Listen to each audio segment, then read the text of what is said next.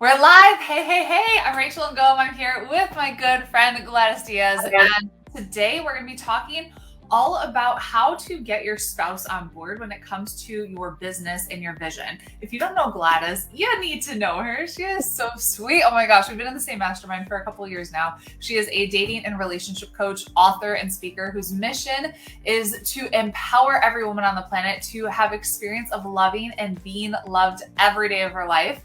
She was recently named one of Yahoo Finance's top 10 love coaches together with her twin sister. And there's a lot more that I could be reading here, but I just want you to get to know Gladys. She's got a heart of gold. And let's talk about, being a business owner and getting your spouse on board and what that looks like. Like what I see a lot of times is like, I want to join this program. I want to invest. I want to grow my business, but I'm getting like pushback. Like my spouse isn't on board. He's not really super supportive of what I'm doing. So how do we handle that? We hear it so often. I mean, you're an entrepreneur. I'm an entrepreneur.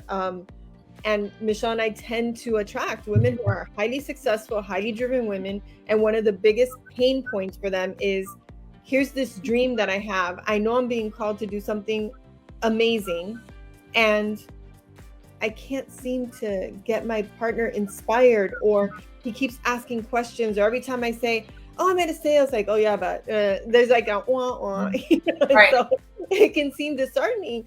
And what we found is that people will stop sharing with their partners to avoid that kind of disappointment, but that's just going to lead to more disappointment, because who more than your partner do you want to share that with? So one of the first things, ladies, that we want to make sure is that we're clear about what support means. See, men have a doing, problem solving type of mentality. That's our masculine energy that works really great at work. When we're in problem solving mode, we're totally in our masculine energy. Yep. So he may be thinking support means, I'm letting you do this crazy thing. I never knew my husband was referring to my business as this crazy idea until years later. But I'm like, how did you get all these promotions the first year that I that I decided to do this full time? He's like, well, I went to my boss and I said, my wife has this crazy idea that she's not going to work anymore.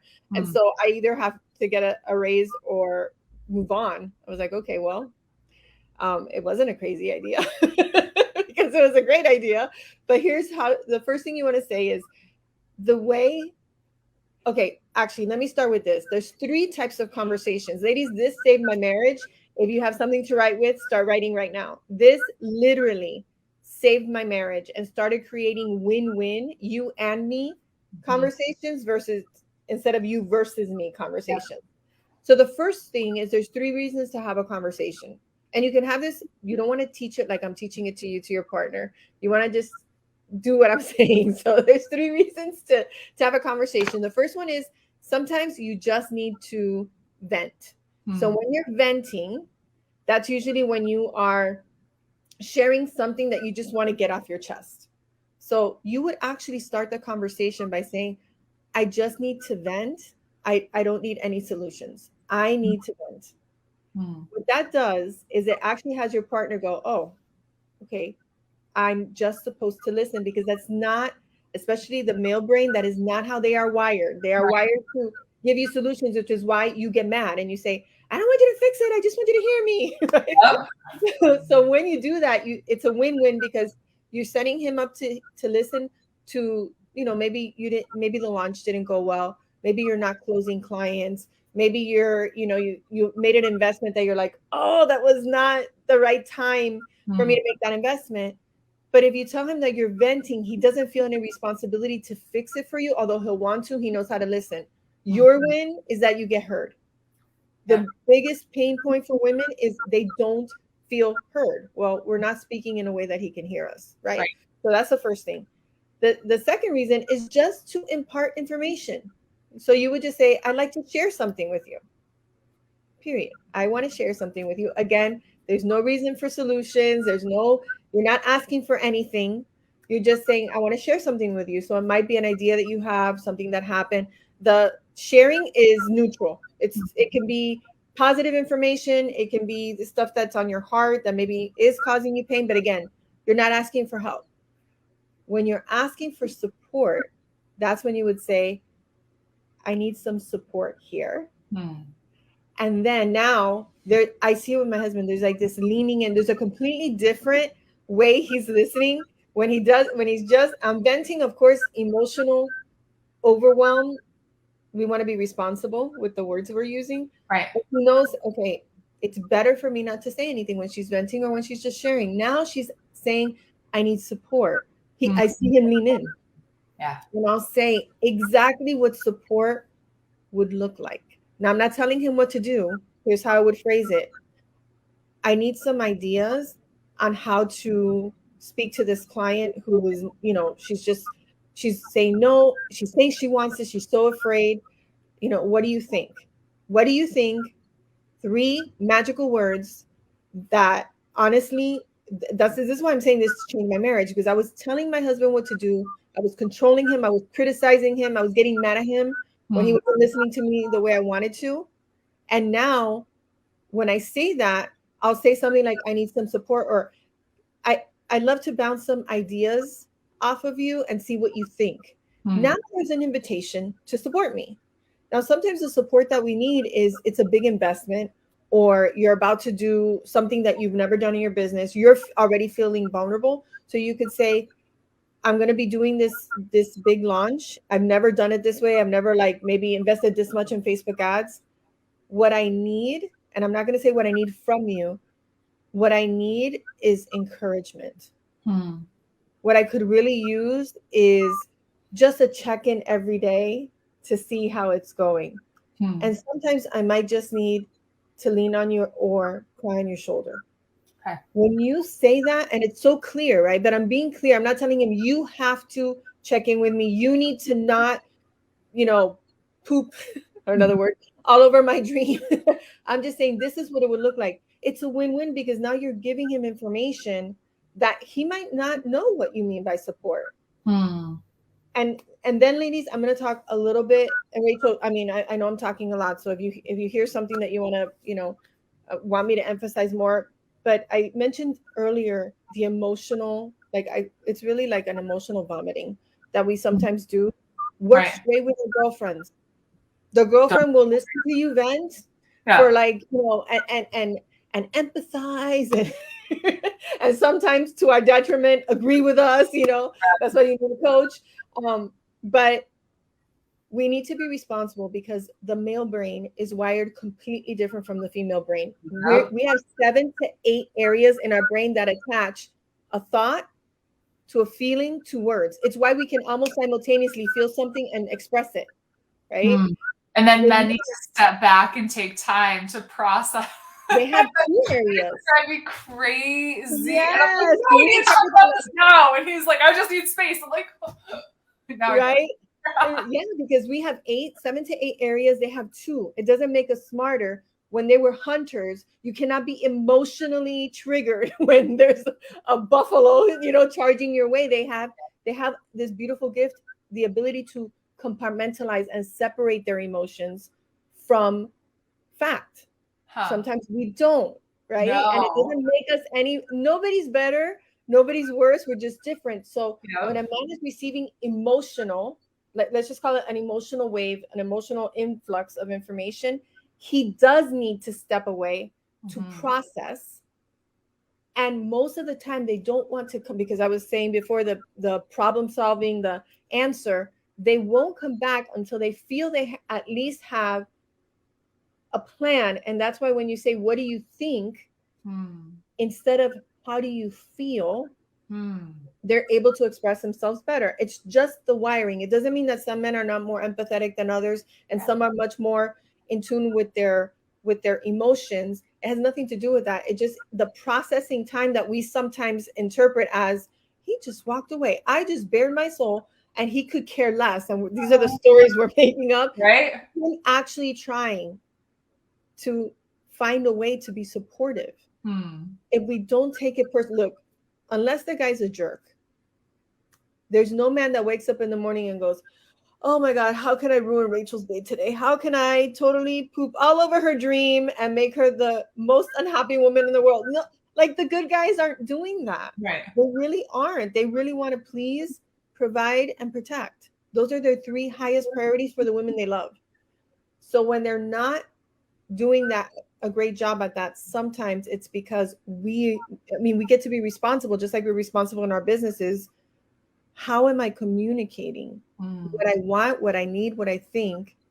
And am I being responsible that the only thing he ever hears is everything that's going wrong in my business?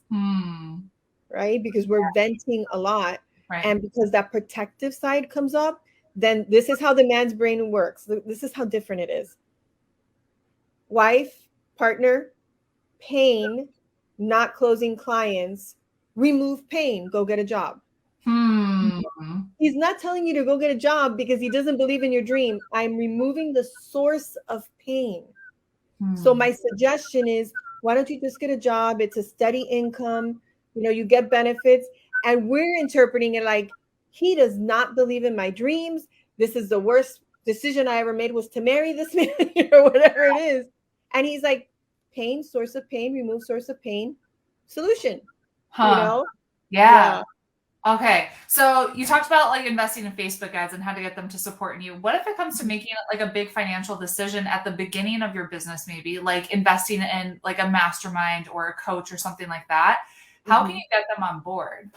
Okay. So my story, I don't have to even imagine, was my husband, and we have the same coach. This was years ago, like 9 years ago, when I signed on to work with her.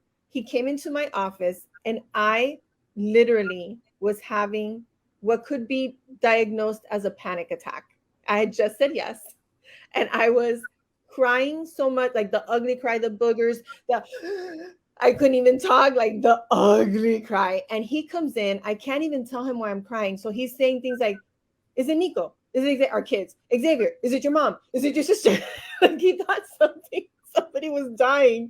And I'm like, no, I just said yes to the coaching program because I'd been talking to him about it. And he's like, so why are you crying? Like, you said yes? I said, yes. And he's like, and why are you crying? Like, what happened? And I said, I'm terrified. And he said to me, well, do you trust her? I said, yes, I trust. I've been following her for like a year and a half, 2 years. Do you really think she could help you? Yes. So notice how now he's just asking questions, which we sometimes also interpret the questions as he's questioning me. He's just gathering information.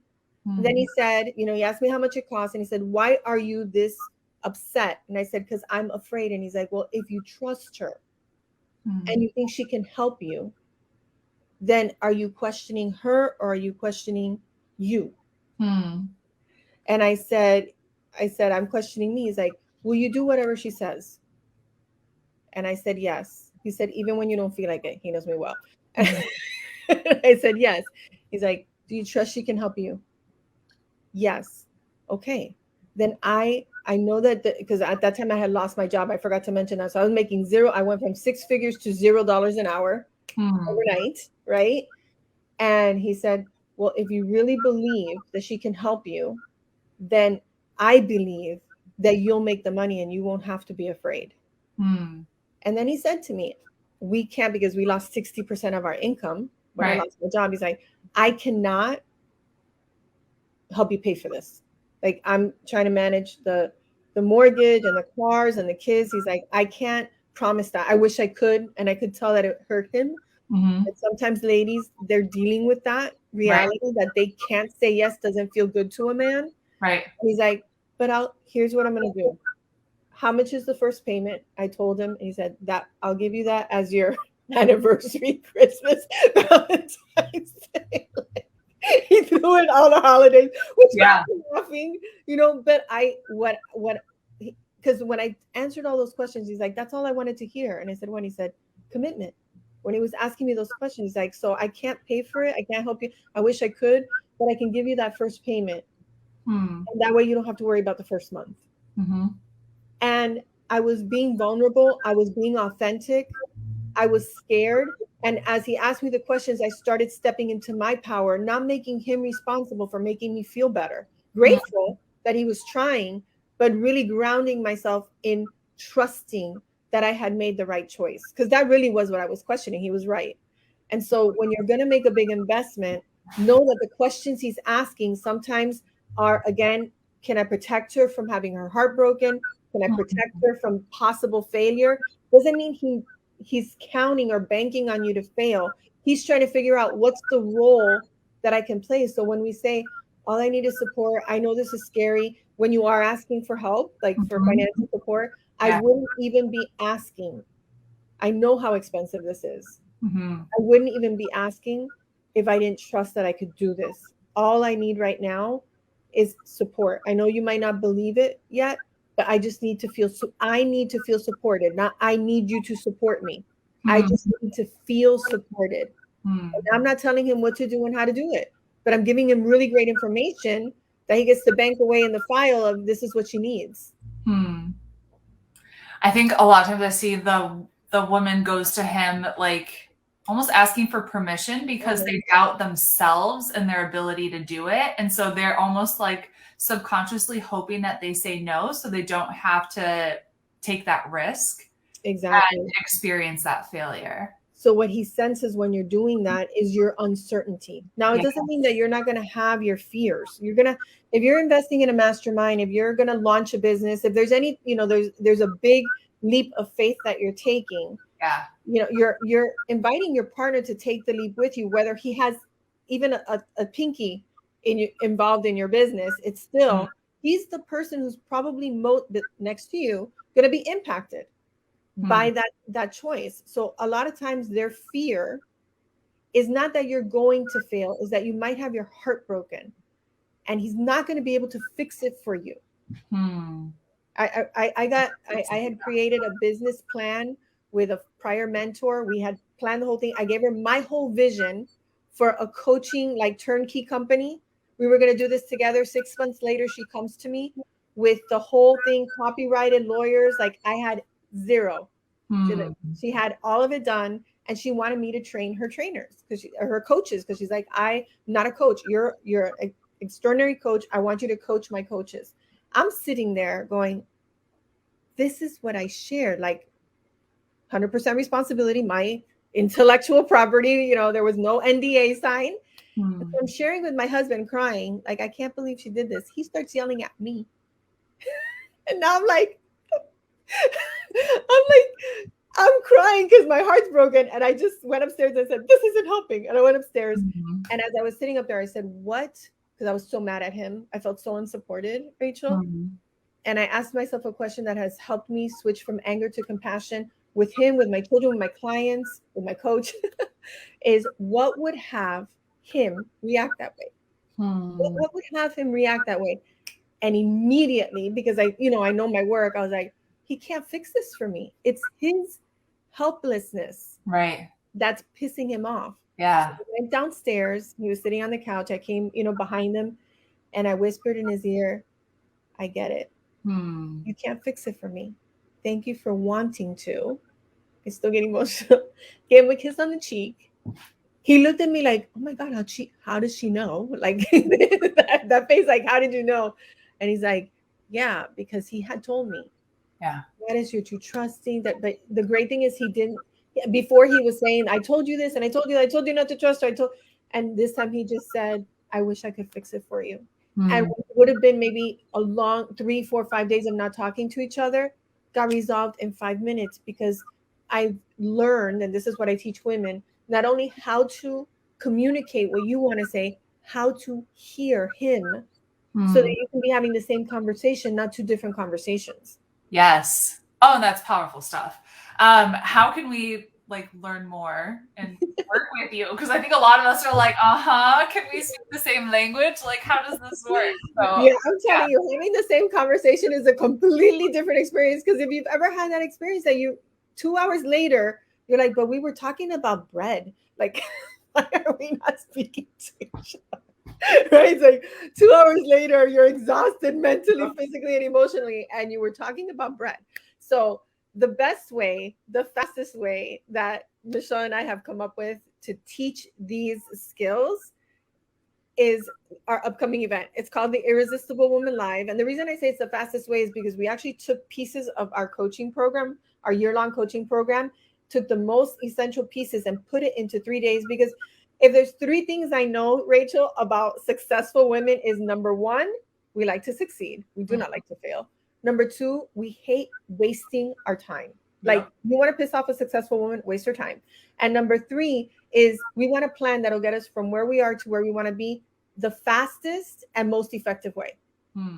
And that's what we did. We literally created this event for smart, successful women, because the majority of our clients are business women who are saying, how come I can create success in my business? I can close deals. I can inspire a room of 500, and I can't connect with my partner. Or if they're single, I can't attract a man who's not intimidated by my success. So we put it into 3 days, and it's coming up this weekend. It's October 22nd, 23rd, and 24th. We're going to do it virtually this year. For years, people were begging us to live stream, and we were like, it's got to be in person.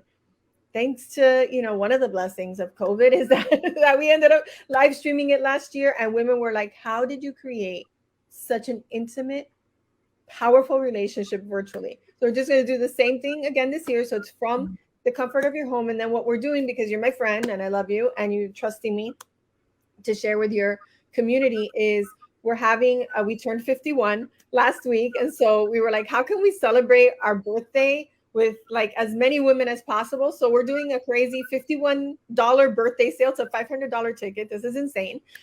So we're gifting it for $51. And anyone who, like, when people sign up, if anybody puts in the line that says, how did you hear about the event?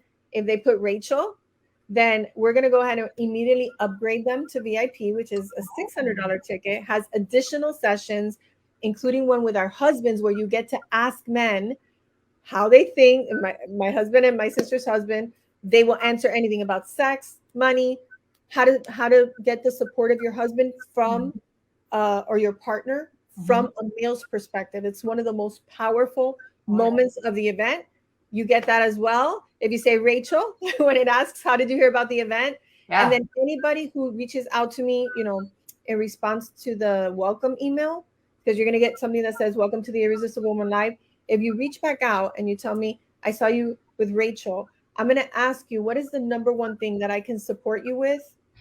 And whatever you share with me, I'm going to send you a free gift that is going to support you so that you can start to read or listen, depending on if it's an audio or video or an ebook. So you have something to consume between now and Friday.